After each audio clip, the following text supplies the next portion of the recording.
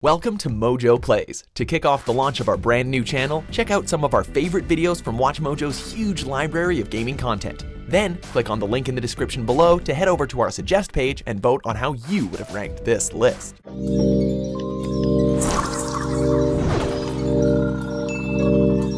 They can't all be winners. Welcome to WatchMojo.com, and today we're counting down the top 10 worst video game consoles. For the purposes of this list, we'll be talking specifically about hardware blunders. The Xbox 360's Red Ring of Death has been covered, to death, but the 360 was popular and successful despite these flaws. Nothing you're gonna see on this list came close to that. Are we gonna see the games or what? Show me! Number 10, the Magnavox Odyssey. Capable of incredibly primitive graphics consisting of squares, this 1975 system was best known for Pong and the gimmick of placing a plastic overlay over your television. Capable of only creating squares, scorekeeping was up to you. With everyone believing that it only worked with Magnavox televisions, Atari swept in to claim the market.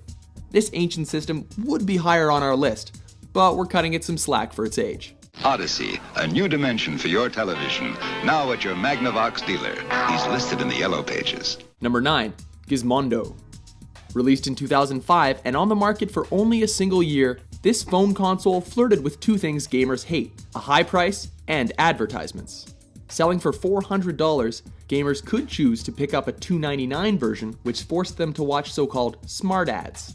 That's right, you'd be forced to watch advertisements to subsidize the cost. With only 8 games released, it fell hard. You lose. Continue. Number 8, LaserActive. Released in 1993 and discontinued in 95, this multi-platform console put all of its eggs in the Laserdisc basket. Yeah, I've never seen one of those either. On top of that, the system couldn't play certain games without a boatload of expensive extras in the form of 3 added modules, bringing the total retail cost to a whopping $2,500. Yeah, you heard me. All that for graphics that were merely on par with other systems, and no games to play on it equaled a lot of fail. Number 7, Pippin. One of the arguments over the future of home computing is, will we add computing power to our television sets, or will we add TV capability to our personal computers? Apple is betting that the TV will be the preferred viewing device with a new approach to home computing called Pippin. Are you a die-hard Apple fan hoping that they will release a home console? Well, it turns out that they've been there and done that. In fact, Apple collaborated with Bandai to bring this to the US market in 1996, a market already dominated by Nintendo. Souring the deal further was a $600 price tag. What would justify such a price? Well, features like a web browser, which they didn't even think was going to be a hit. Wow, for a small box it sure does a lot. Number 6, 3DO Interactive Multiplayer. Presenting 3DO, the most advanced home gaming system in the universe. It's time to put away your toys. This 1994 console not only distanced itself from the idea of fun, but also retained its staggering $700 retail price until the bitter end. And bitter it was. CD-ROMs with interactive movies were just too primitive. All in-game action was based on time prompts instead of actual gameplay. Fail. Cool. The real 3DO system from Panasonic. Number 5, Atari Jaguar. Back in 1993, the console wars seemed to have devolved into a pissing contest about who had the most bits and bytes. Why would I buy a 32-bit system for $300 when I can get a 64-bit Jaguar system for $149? Focusing more on math than making games, Atari unleashed their supposedly 64-bit system under the "Do the Math" slogan in a marketing campaign that depicted gamers as morons in the process. Doesn't that make you want to buy? Can you repeat the question? Hurt by a lack of software, it failed hard and took the legendary company down with them. Oh yeah, and its controller had way too many buttons.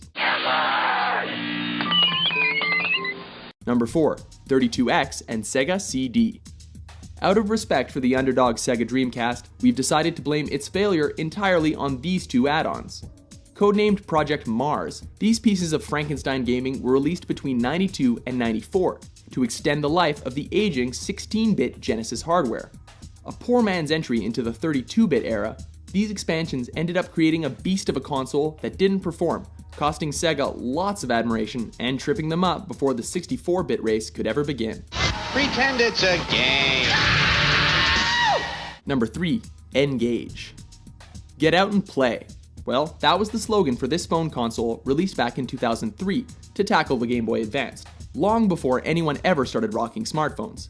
Resembling some sort of space taco, this one failed in large part to being a phone first and gaming device second. It was unappealing as both, with its tiny screen and minuscule library of games. The final fail was that you could only switch games by taking off the cover and battery. Do you know anyone that bought one? I didn't think so. Number 2, Philips CDI. This 1991 monstrosity was the result of the perceived desire for a CD-based device with computer-like abilities. If you're thinking PlayStation, think again. Try educational content. In terms of games, it featured absolutely unplayable third-party licensed titles featuring Nintendo mascots. It was quickly outdone by existing consoles and the emerging internet, and was likewise betrayed by its lackluster content, unusable controllers, and ludicrous intro price of $700. Oh, Philips, Phil Hartman, and we still don't get it. Trust me, babe, I know about this CDI stuff. Number 1, Virtual Boy. Virtual Boy. Taking the top dishonor is this piece of collectible tech with a concept far ahead of its time.